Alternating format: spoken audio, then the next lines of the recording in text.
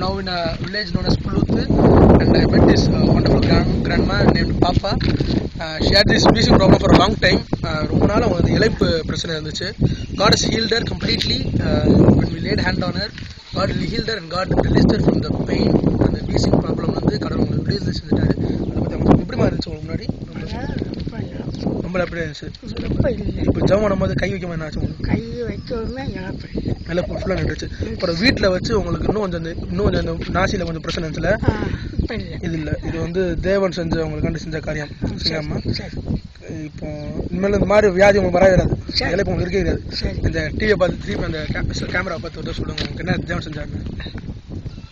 இப்போ இழப்பு இல்லை, எல்லாம் முடிஞ்சிருச்சு. எவ்வளோ வருஷமா இருந்துச்சு உங்களுக்கு? இது இப்போ 10 வருஷமா இருந்துச்சு. 10 வருஷமா அந்த இழப்பு தேவன் ஒரே நொடியில் சுகமாக்குனார். தேவனுக்கு நன்றி.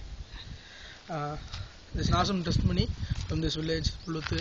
தேவன் சேர்ந்த ஒரு அதிசயமான காரியம். இந்த மாதிரி நிறைய காரியம் நம்ம சீக்கிரம் பார்க்க போகிறோம். Stay tuned. Thanks for blogging. Amen.